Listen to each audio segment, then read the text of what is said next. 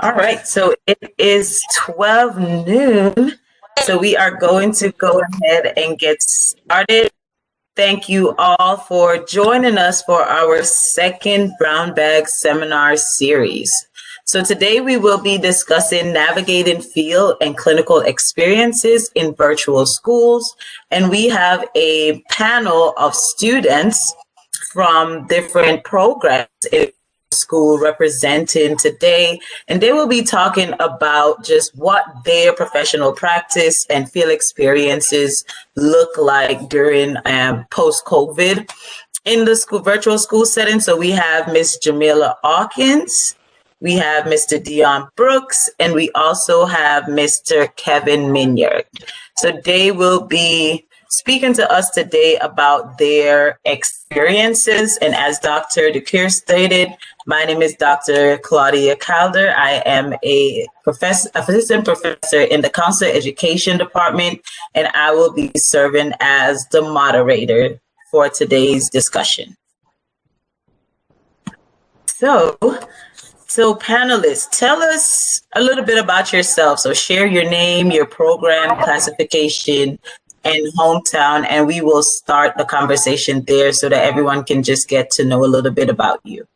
Okay, so I'll start first. My name is Jamila Hawkins. I am a 21-year-old senior middle grades education major and a recently business administration minor, and I'm from Stone Mountain, Georgia.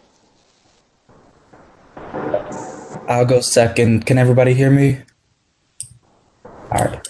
My name is Dion Brooks. I am 18 years old. I am a middle grades education major.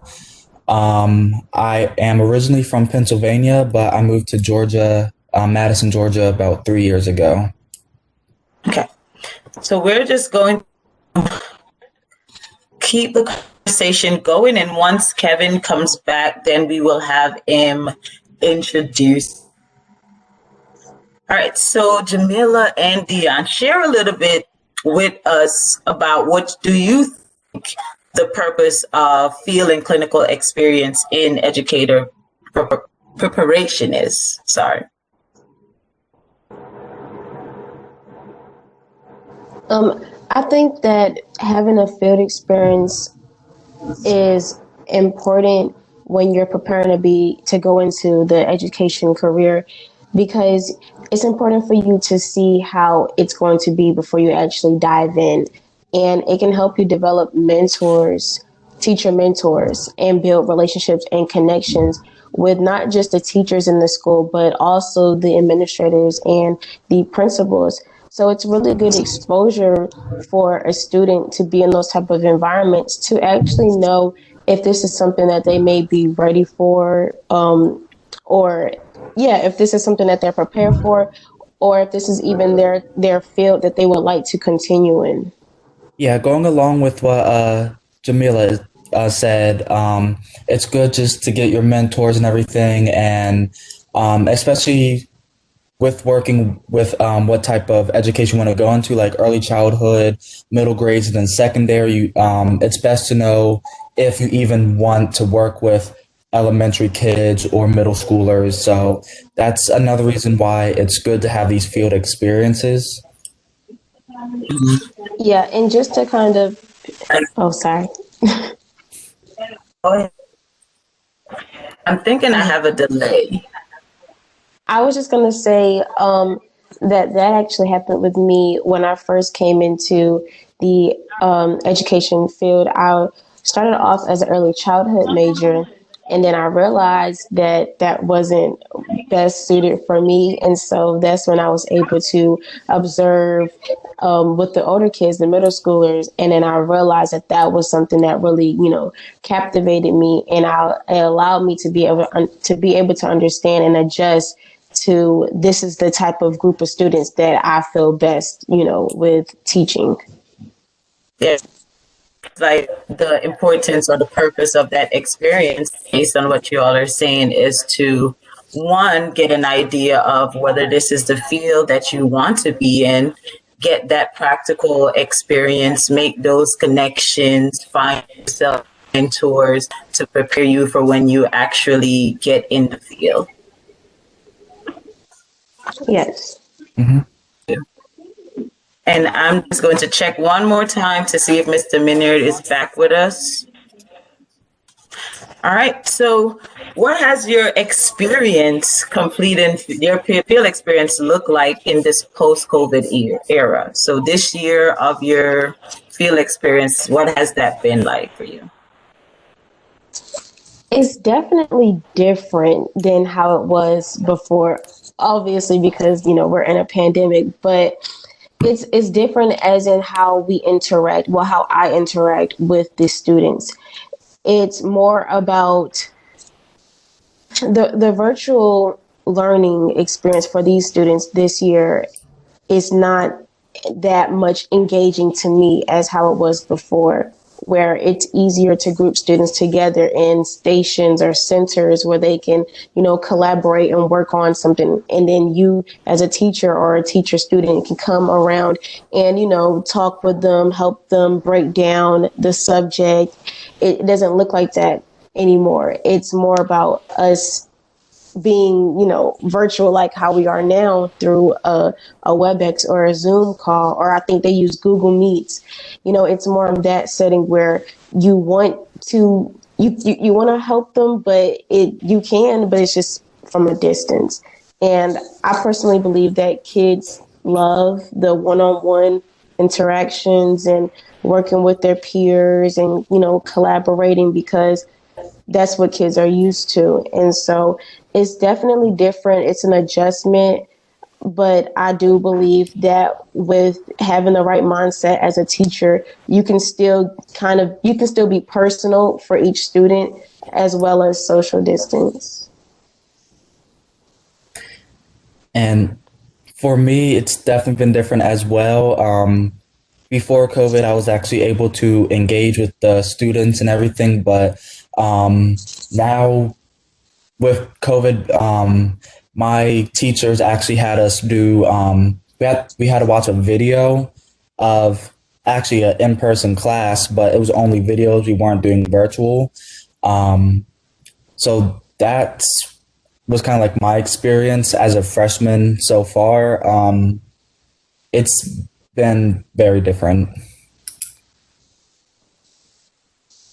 Yeah, and even with one of the students had mentioned, Ashlyn, about you have to use a lot of creativity.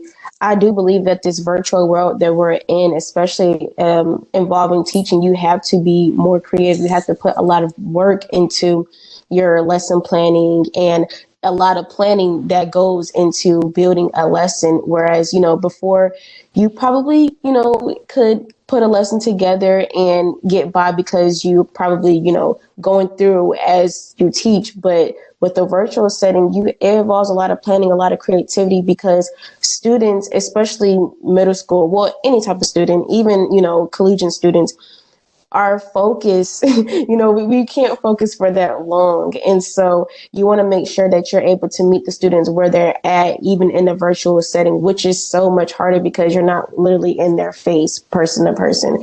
And even for the ones that are in school, which, some schools are doing hybrid where they have students online and in class, it's still they're still using the same program platform to be virtual. So they're still not able to, go partner up with their peers side by side. So it's still a virtual setting in school and, virtually. So it requires just much more planning and creativity to meet the students where they're at and to build their own personal goals throughout the semester. Definitely. So much for sharing that. In the chat, some of the candidates are also sharing what they think the purpose is and the importance of their field experience. I see someone say, I think field experience help you to decide which age group would be best for you, which I know you all shared. And then also to the first comment that you spoke to regarding the need for creativity in this virtual setting. So thank you all so much for sharing. So with this new experience and, this professional practice experience looking different, field experience looking different for you all? Be honest about, what do you think you've gained anything from field experience this year, and why or why not? Dion, you can answer that. You can answer that one first. Um, Honestly, I have not really gained anything from field experience this year just because of how my professor had us do our experience. If I was actually able to partner with the school and do virtual learning with them, I think I'd have a better understanding of what it's like to be a virtual teacher. But since I only got to watch videos from 2017, it didn't really give me a good understanding of how to teach virtually or how to be more creative on virtual learning or anything like that. And I would say I really can't speak that much as far as this semester because due to the pandemic and a lot of schools not having a certain amount of teacher students that they want in their building, we had to start a little later in the semester. So I can speak on last semester when this whole virtual learning thing really, started.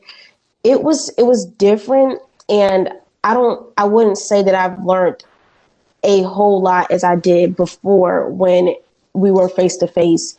But I will say that having a great teacher that I was, under really helped me understand the ins and outs because she was going through it at the same time. So I will say that I learned quite a bit last semester just with the whole planning. My teacher, she definitely helped me understand that planning is everything, and to not wait to the last minute to have your lessons plan, built out for the week, and to always understand that you may have to go back and change things up because you might have a lesson plan and something happens, something comes up where the students either need to spend more time, on a certain content, or, might be able to progress. So I think the most thing I learned about last semester when I did my field experience is flexibility, being able to, be flexible and to understand that this school, the teaching, it looks different,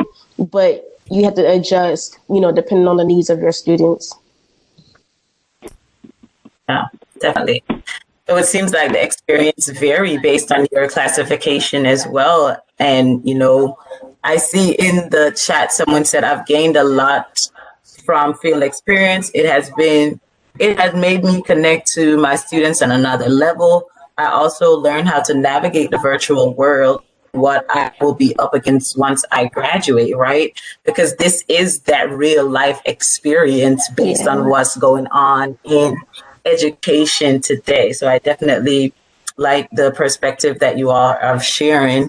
Someone else said, gain knowledge on how we always need a backup plan. Technology may fail,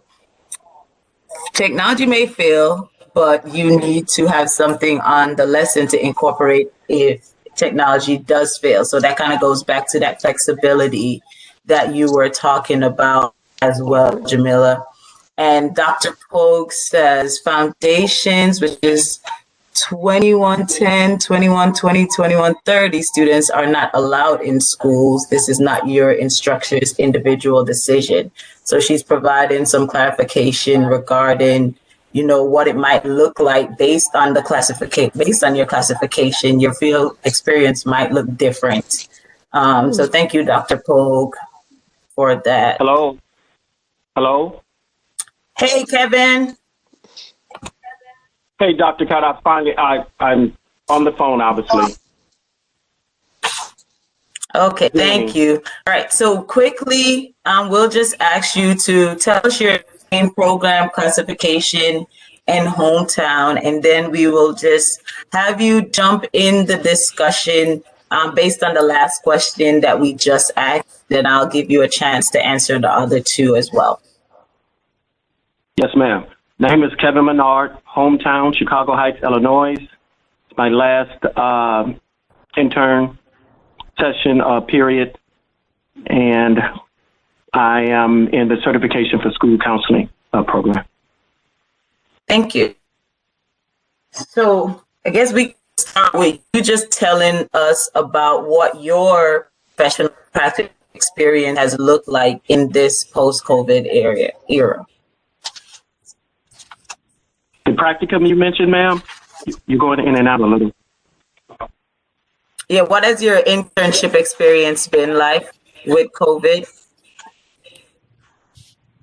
My intern experience with COVID as it relates to the certification and school counseling program, for the practicum, I was in the midst or in the middle of really gaining a lot of knowledge, hands-on experience, and then all of a sudden, due to COVID, everything shut down. So we did, together, the site supervisor and myself, we had, obviously, to use the telephone, a lot of things, contacted students, and maintaining contact in that fashion, and obviously with the email process as well. But everything so far has been, for me, very rewarding. I'm able to connect the knowledge with the reality of the things I've read and actually get a chance to actually explore and improve on areas where I know that I'm weak at and maintain the ones that I'm strong at. So it's been a rewarding experience for me. Okay, thank you.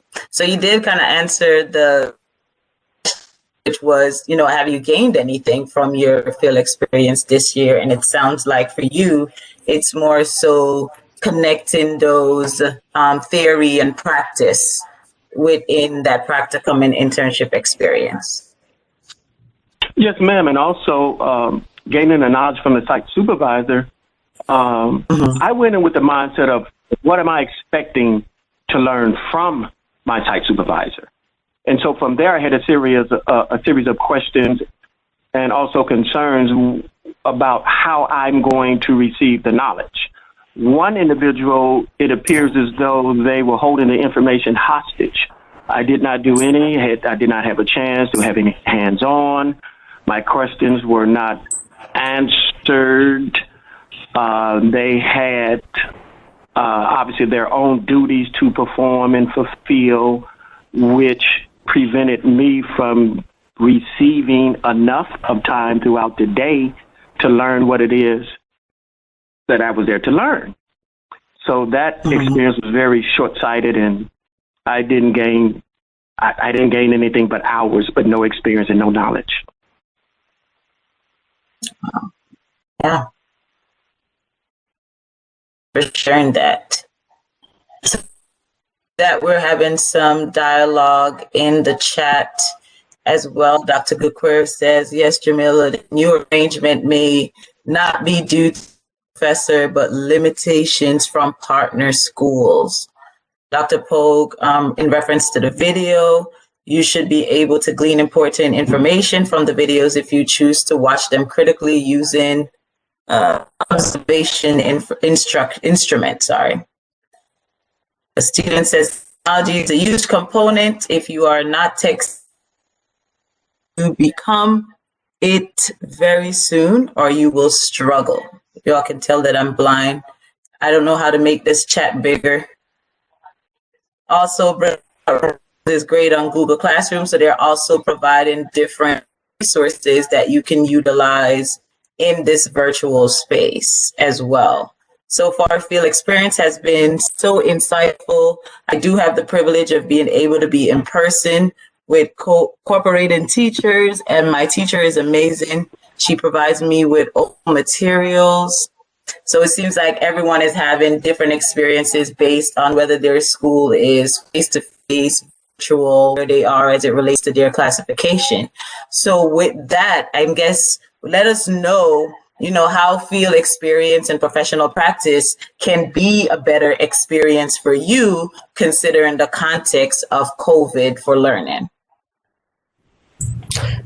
I'm thinking, after knowing what Dr. Cook said about Foundations 2110 through 30 aren't allowed in the schools, maybe if, and me personally, if like the teachers record their sessions like how we're doing now on WebEx, and our foundations can use that as a learning tool to teach us how to learn virtually. or teach virtually? Yes, I was just in here thinking how it could be better. Um, I know I understand that it's difficult for the students to get placed, especially in the education program, because there are a limited amount of schools in Albany. But I believe that having a really well-rounded cooperative teacher really makes a difference. And so, given that it's so difficult for them to place us, which I understand, I would just prefer a little bit more strategic detailing in who Albany State students, whose classrooms we're actually going in, because we can get assigned to a certain teacher, but maybe that wouldn't be the best teacher for us to glean from. So, all in all, I appreciate the experience, and I understand that it's hard enough to get us in the schools, understood.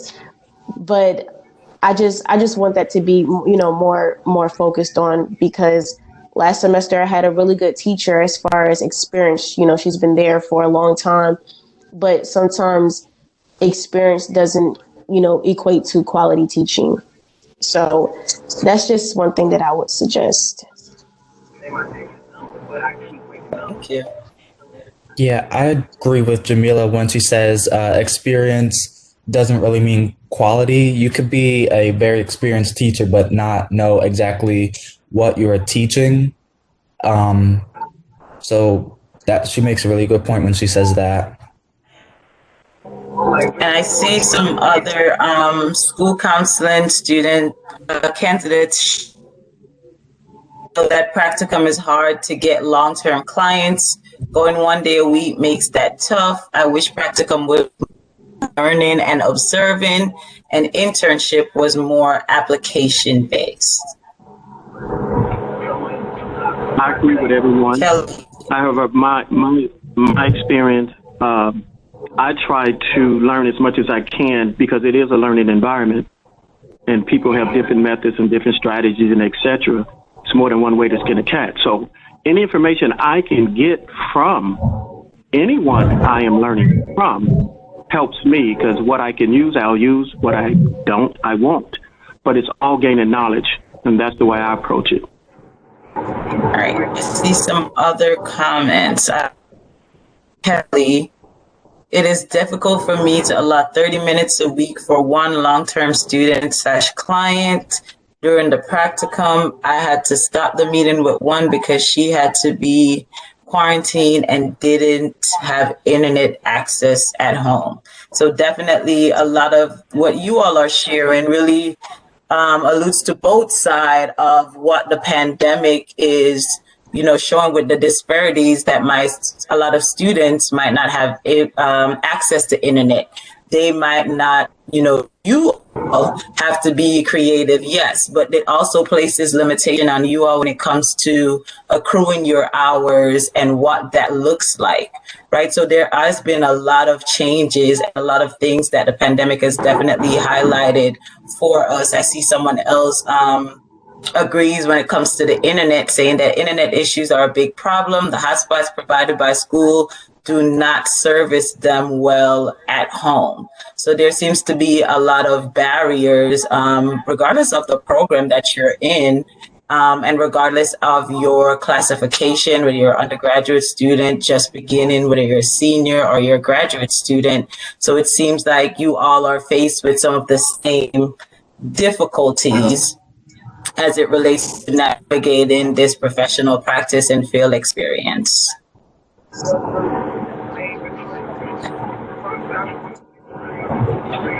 Right, so here with us, I guess if you were to summarize or put into words one of the major takeaways of, doing field experiences now, and you were to provide any type advise to your peers that's coming after you, or your peers that are about to engage on the professional practice or field experience journey?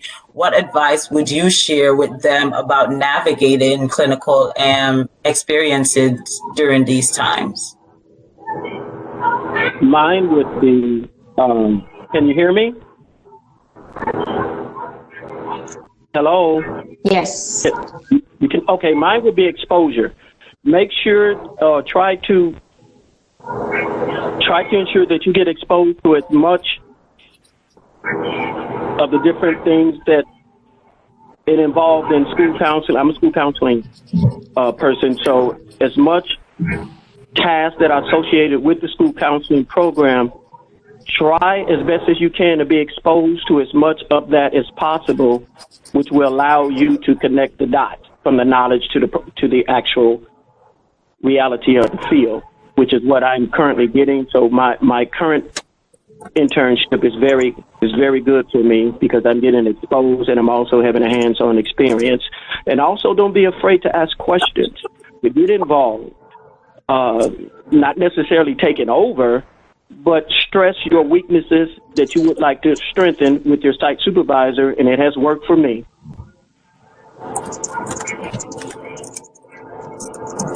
Yeah, I would agree. I agree on the exposure. Exposure is key from the beginning because, like we said, it helps you understand where you feel best placed. Now, if you don't have that exposure and you come into the education program thinking that you want to teach third grade, but then, you realize that that's not where your heart is, then you'll always be in a teeter totter. So I feel like, get stability and find out what grade levels suit you best. That way you can be, all in and not, doubting whether or not education is really for you, because sometimes it just really depends on where you see yourself best fit. And the exposure helps with that. Also, with someone else said in the chat, being tech savvy, the age that we live in now, you have to, know about technology. Not saying you need to be like IT, but you do have to know at least the basics and be willing to be able to take constructive criticism, because as students, there are a lot of things that we don't know. That's why we're doing this whole field experience. That's why we're learning. That's why we're in college, so we can understand what to do when we get out in the real world. And also give your teachers grace, because, they're literally doing the best that they can to help prepare us and set us up. Now, we know for a fact that we are not going to be able to 100% know how to teach on day one of, our first day teaching, because most of the things that we learn is going to come through experience. So, give your teachers grace when you go into the schools and say, well, my teachers didn't prepare me for this, because literally only life will prepare you for life. So I would, encourage the ones that are coming in to gain some technology skills, learn how to be flexible, learn how to adjust. Things may not, be on your time. You may have to switch up your planning, and just be open to the experience, because like Kevin said, all exposure may be good exposure. You learn from what what you may want to continue doing and what you may not want to do. It's all a good experience, all in all. Right. Thank you all so much for just being willing to share your experiences with your peers, and being honest about what your experience has been like and what you have gained from your experience thus far. We really appreciate you taking the time to do that. So now we want to open it up for students to, they can share their experiences verbally as well. And then we'll also like for the professors to kind of give some advice to the students based on some of the things that has been discussed, and just based on the knowledge, that's amount of knowledge that you all have that can help them to navigate these different experiences. So if you would like to share. I would like to share. Yes, ma'am. Can everybody hear me? Yes. Okay, so my name is Ashlyn Kirkland. I'm also a middle educator. My advice,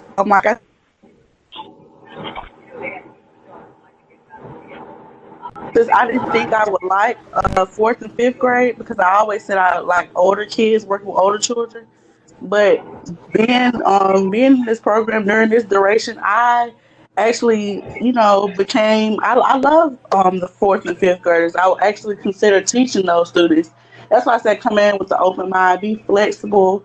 Everything is not gonna be like we always plan things, but everything is not gonna always go to plan. So just be flexible.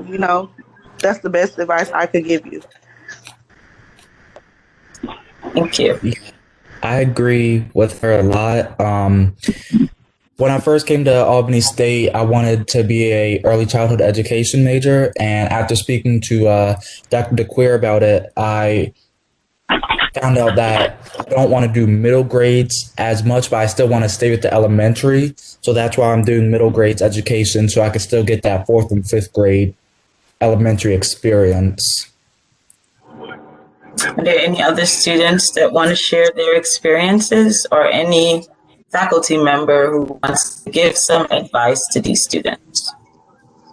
Wanting to share, again, we are just grateful that you all took the time to join us to share your experiences, and we hope that if there are students that are going into these different professional practice or field experiences in the upcoming semesters, that you can take something away from what was shared today by your peers. One thing I would say is just reach out to your faculty member, talk to them about how you can make the best of your experience, reach out to your field experience coordinator, right? Use the resources that you have available to you here at the university while you are at your placement, so that you can indeed be making the best of that experience. So with that, for our panelists, again, I say thank you. We will be sending out the certificate of appreciation to you all soon. And for everyone that joined us for today's session on navigating field and clinical experiences in virtual schools, thank you. And we hope that you got something from this. Thank you again, Dr. Calder. We're going to end the meeting there and remind you all to join us next month, where we're going to be discussing how to evaluate educator performance in a virtual space. So how your supervisors, the educational leaders in the school building, evaluate you given this COVID context. And we hope to see you guys next month at 12 noon. And thank you again, Dr. Calder, and all of our student panelists. Everyone have a great day. We are ending the meeting.